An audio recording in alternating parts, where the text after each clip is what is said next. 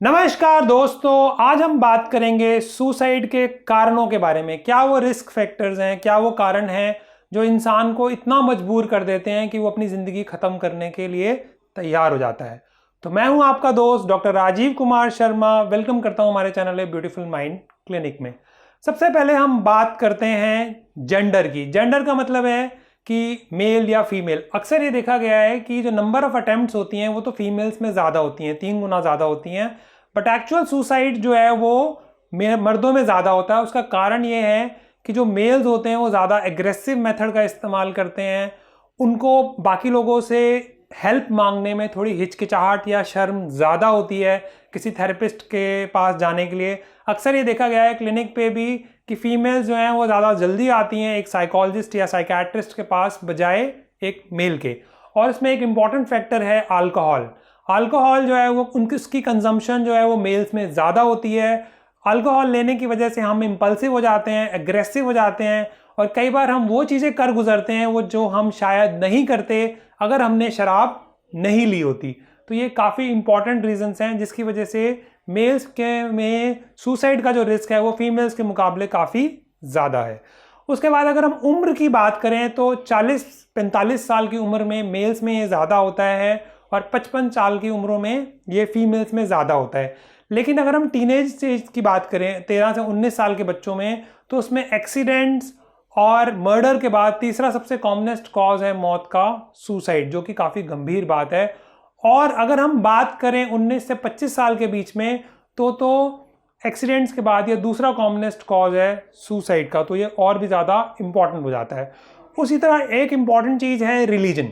जो लोग तो बहुत ज़्यादा रिलीजियस हैं उनमें अक्सर ये देखा गया है कि मरने की प्रवृत्ति काफ़ी कम होती है, क्योंकि कोई भी धर्म ऐसा नहीं कहता कि आपको अपनी जान देनी चाहिए या सुसाइड जैसा काम करना चाहिए। दूसरी बात यह है कि जो बिल्कुल भगवान को नहीं मानते और वो कट्टर हैं उनमें भी ये चीज़ें कम होंगी। तो आप इस साइड हैं या उस साइड, लेकिन आपको एक साइड पक्की पकड़नी पड़ेगी।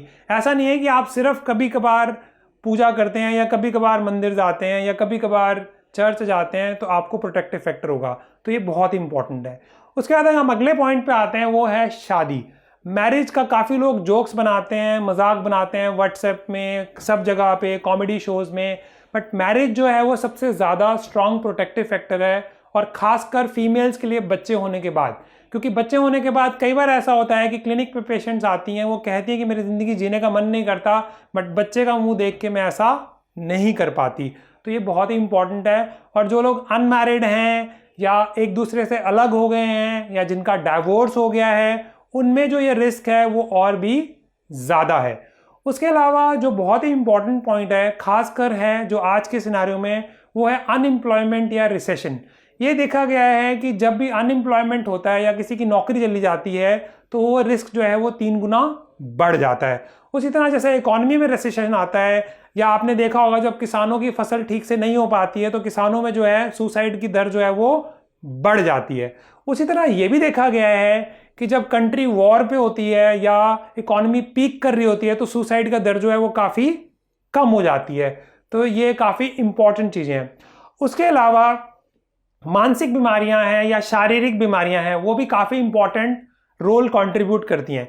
क्योंकि शारीरिक बीमारी की वजह से अगर खूबसूरती में अगर कोई दिक्कत आ जाती है फीमेल्स के मामले में, या काम काज करने में दिक्कत आ जाती है, अपनी नौकरी करना, घर के काम करना, या फिर बीमारी की वजह से अपना उनका दायरा लिमिटेड हो जाता है, जैसे ओल्ड एज में हो जाता है कि वो घर से बाहर नहीं जा पाते, लोगों से नहीं मिल पाते, उस तरह से कान में नहीं ठीक से सुनाई देता तो बात नहीं कर पाते।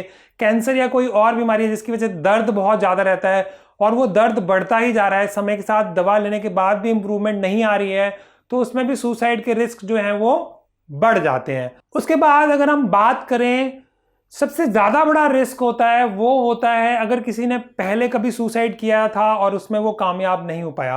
ये सबसे बड़ा प्रेडिक्टर है कि वो इंसान अगली बार दोबारा सुसाइड कर सकता है।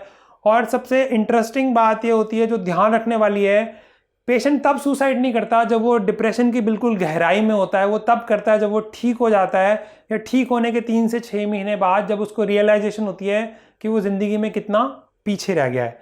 इसके अलावा कुछ काम भी होते हैं जिनमें सुसाइड का रिस्क अक्सर ज़्यादा होता है। उसमें नंबर 1 पे डॉक्टर्स आते हैं, और उन डॉक्टर्स में भी नंबर 1 पे साइकियाट्रिस्ट आते हैं।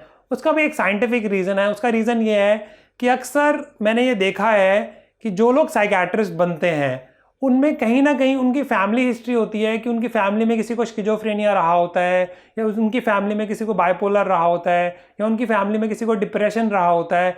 तो वो जब डॉक्टर बनते हैं उन्होंने वो सफरिंग देखी होती है अपनी फैमिली में, तो वो चाहते हैं कि वो ऐसी लोगों की मदद करें जो इस परेशानी से ग्रस्त हों।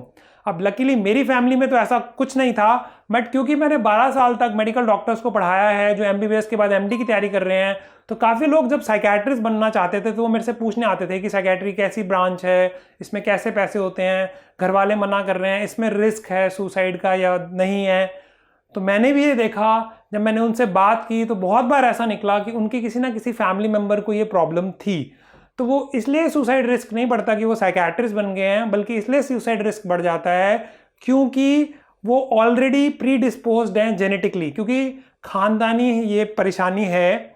और इसमें क्या होता है कि अगर फैमिली में किसी ने सुसाइड किया है तो दूसरे इंसान का भी रिस्क बढ़ जाता है क्योंकि उनके जीन्स में ये है। जैसे कि डायबिटीज़ में भी ऐसा होता है, ब्लड प्रेशर में भी ऐसा होता है कि अगर किसी को डायबिटीज़ है या ब्लड प्रेशर है तो उसके घर वालों में तो उसको भी चांसेस बढ़ जाएंगे कि डायबिटीज़ या ब्लड प्रेशर है। उसके अलावा कुछ और प्रोफेशंस हैं जैसे लॉ इन्फोर्समेंट, पुलिस, और उसके अलावा प्रोफेशन है आर्टिस्ट, क्योंकि ये लोग काफ़ी क्रिएटिव होते हैं तो इनमें मूड डिसऑर्डर्स के चांसेस ज़्यादा होते हैं। इंटरेस्टिंगली लॉयर्स और इंश्योरेंस एजेंट्स, ये सब मेरी बुक में लिखा हुआ है।